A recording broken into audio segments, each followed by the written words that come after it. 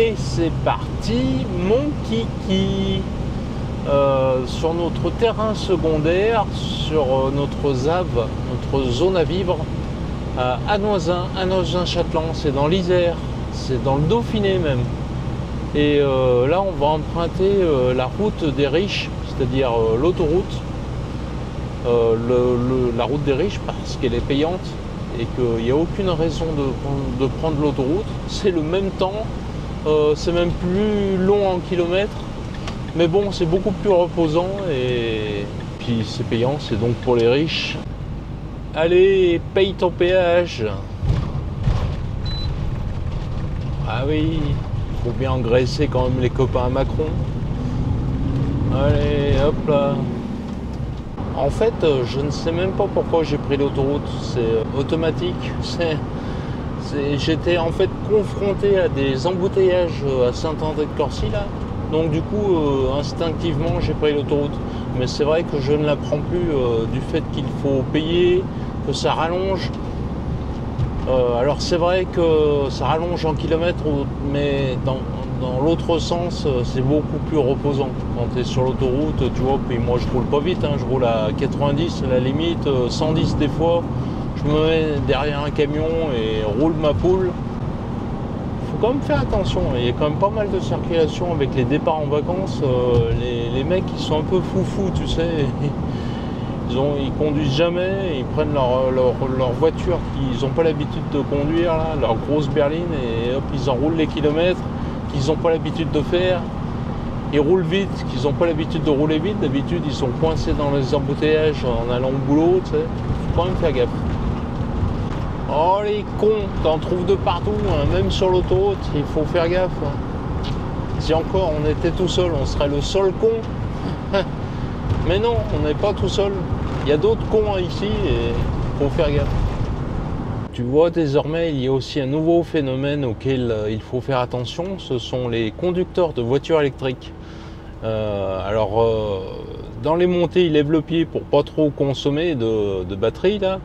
Et puis dans les descentes, ils lèvent le pied pour recharger leur putain de batterie là. Ça fait que tu te retrouves des fois sur l'autoroute à avoir des voitures qui sont devant toi en pleine descente à 90, tu vois. Faut vraiment faire gaffe.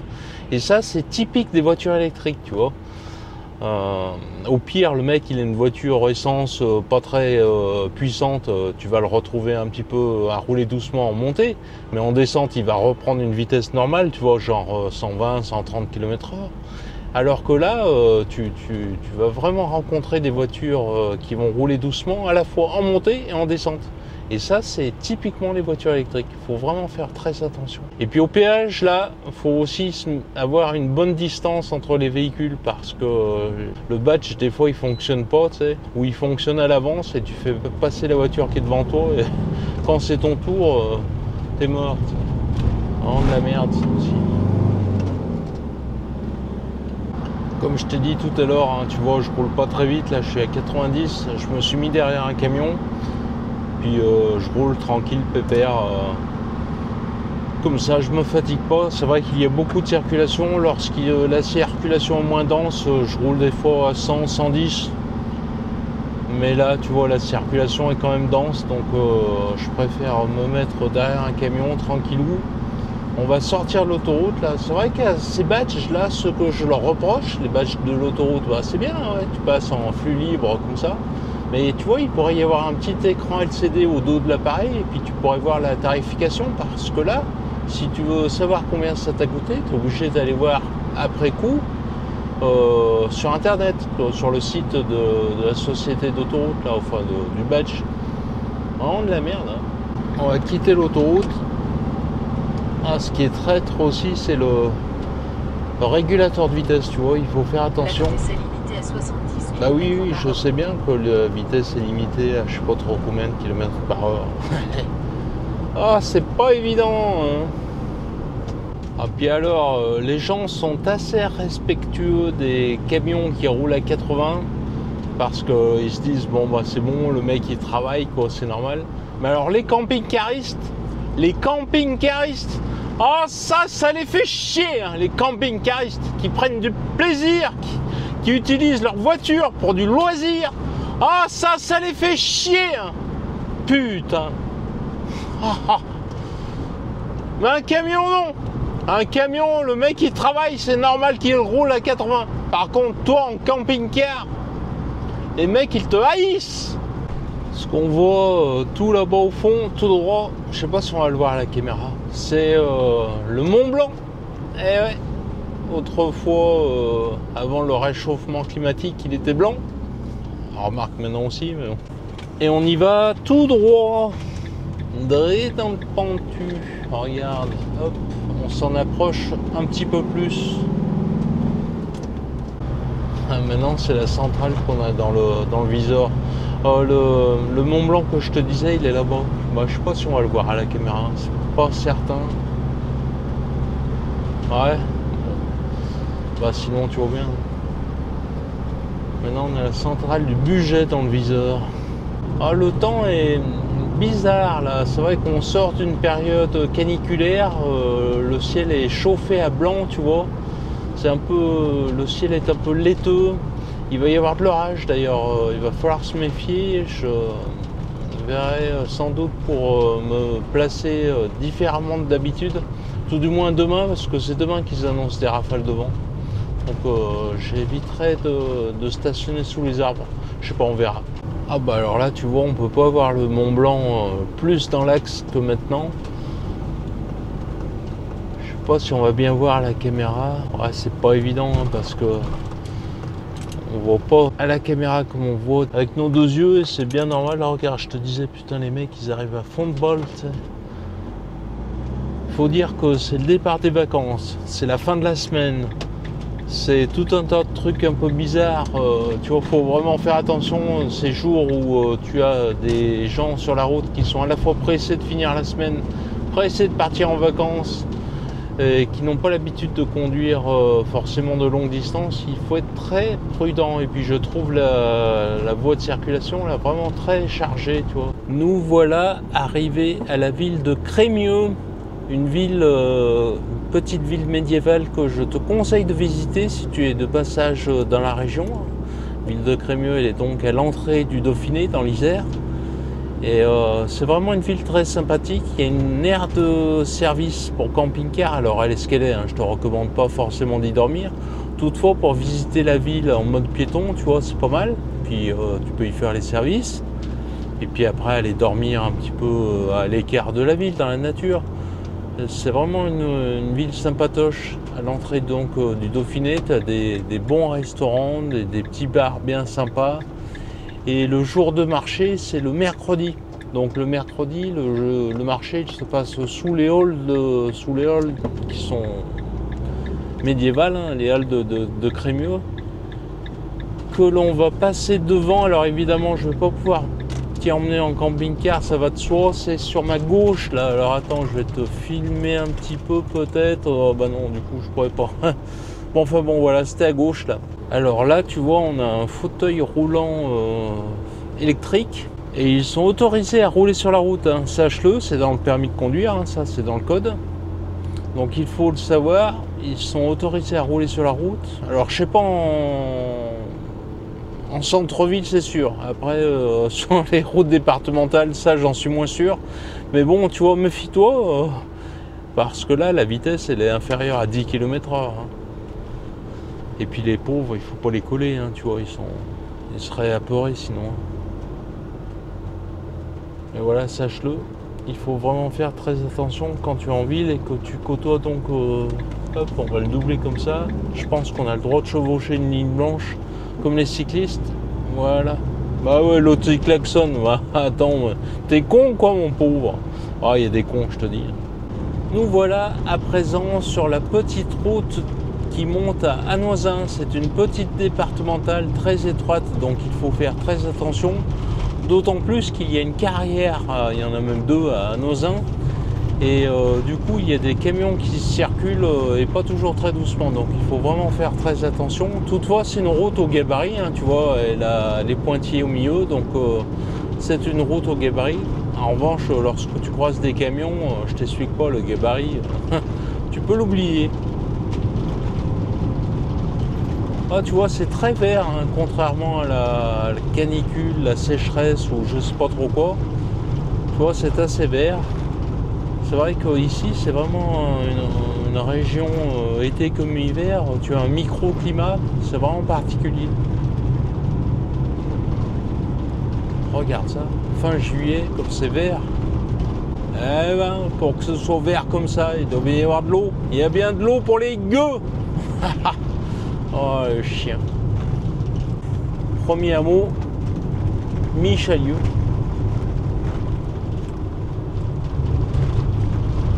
Et oui, il y a un radar, c'est limité à... Enfin, il y a un radar pédagogique, c'est limité à 50. Tu vois, ça, on passe à 35, 37. Et c'est déjà bien assez. Et voilà, on entre maintenant sur la commune d'Anoisins-Châtelan. Donc Anoisins-Châtelan, ça se situe sur le plateau de Crémieux, environ à 500-600 mètres d'altitude. Comme je te dis, il y a vraiment un espèce de microclimat ici, c'est vraiment sympatoche. Été comme hiver, hop là, là, faut faire attention. Une petite priorité à droite. C'est rural, hein. Il n'y a aucun magasin, il n'y a même pas de boulangerie, donc tu vas pas avoir.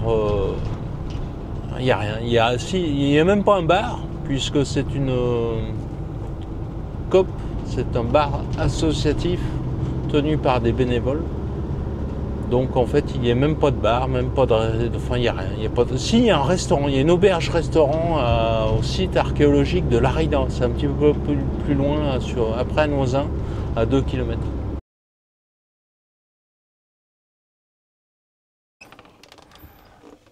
Hop.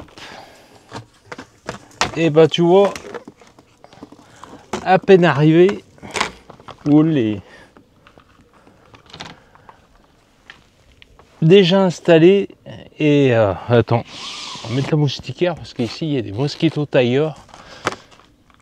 Regarde le boulot. Ça c'est l'apéro. Allez, en route.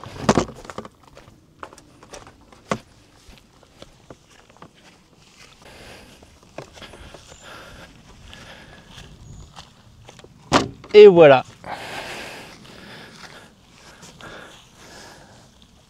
Ah bah on va s'installer. On va pas gâcher un seul moment de ce périple. Ça vient d'Espagne, t'as vu? J'en ai encore.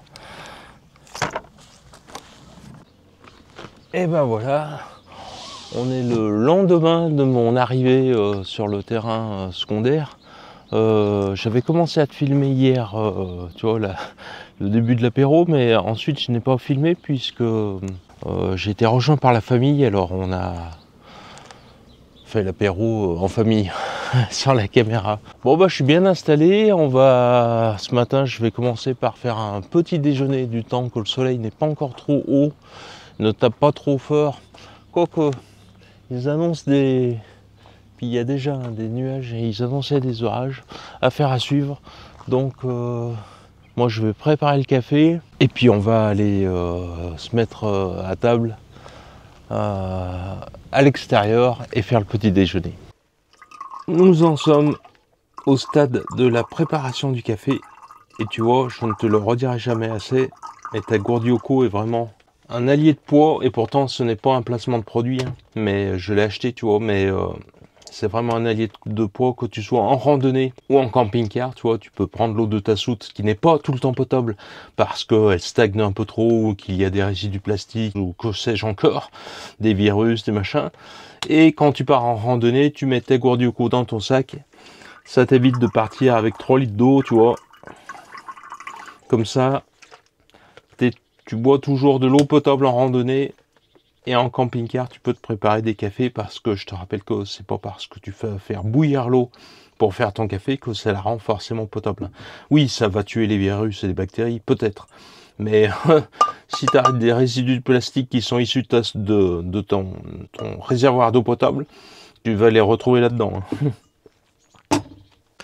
Dans cette séquence vidéo, je sais pas ce que j'avais encore branlé avec la caméra, il n'y avait pas de son, alors c'est pas grave, je vais te faire une voix off avec le micro. Là j'étais sans doute en train de te présenter le plateau du petit déjeuner que j'ai préparé à l'intérieur du camping-car, mais que je viens prendre à l'extérieur, ici, sur la table en bois. Une table qui reste à demeure toute l'année sur le terrain, ça permet de profiter d'un tout petit créneau météo. Car sinon s'il fallait sortir le mobilier à chaque fois du camping-car, tu le fais pas forcément, par fainéantise tu manges à l'intérieur et tu profites pas de l'extérieur, voilà. Là c'est pas le cas. Et là c'est les murs les murs du jardin. Alors c'est pas des murs sauvages, hein, c'est des murs de culture, c'est pour ça qu'elles sont si grosses, qu'elles sont sucrées aussi, elles sont vraiment super bonnes. Et voilà, ensuite je t'expliquais sans doute que l'avantage d'avoir un terrain pour se poser en camping-car, c'est que tu es beaucoup plus serein, tu vois, tu es beaucoup plus tranquille, car c'est vrai qu'à l'étranger comme en France, hein, lorsque tu n'es pas sur le domaine public, tu es sur le domaine privé, tu es chez quelqu'un d'autre, alors que lorsque tu es chez toi, sur ton terrain, tu es quand même beaucoup plus serein, tu vois, tu es beaucoup plus... alors ça veut pas dire que tu peux faire n'importe quoi, tu es aussi soumis à une certaine réglementation, mais enfin qui est beaucoup plus lâche que lorsque tu es chez quelqu'un d'autre ou sur le domaine public. Par exemple, sur mon terrain, tu vois, moi, j'arrose les arbres, même les fruitiers, hein, je les arrose avec mes eaux grises. Parce que mes eaux grises, je sais ce qu'il y a dedans. Il y a du liquide de vaisselle bio, il y a éventuellement du savon de Marseille, un petit peu dentifrice. Je me permets d'arroser mes arbres avec les eaux grises. Évidemment, les eaux noires, je les mets à l'égout, hein, ne t'inquiète pas. Mais tu vois, ça, je ne peux pas le faire lorsque je suis sur le domaine public ou à l'extérieur. Parce que si je commence à mettre mes eaux grises dans un champ pour arroser je ne sais quoi, les mecs, ils vont croire que je balance, que je génère de la pollution, alors que ce n'est pas le cas. Selon moi, ce n'est pas le cas. Voilà. Donc, bah écoute, hein, petit déjeuner, tranquillou.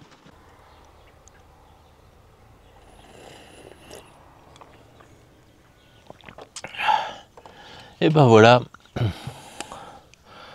9h10, tu vois, un déjeuner qui arrive à son terme au bon moment parce que le soleil commence à prendre de la hauteur et commence à prendre de l'amplitude.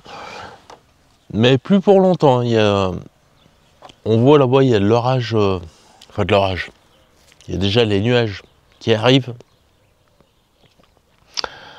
Bon, on verra ce qui se passe.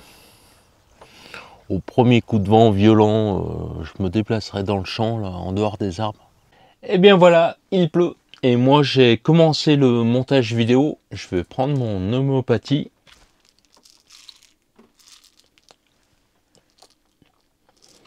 Ce qui n'est pas forcément bon signe, hein, puisque quand tu commences à prendre des traitements alternatifs, c'est que les traitements traditionnels ne fonctionnent plus. Hein. Bref, voilà, cette vidéo est maintenant terminée. J'espère qu'elle t'aura inspiré. Je vais terminer le montage et je te dis à tout bientôt dans une prochaine vidéo.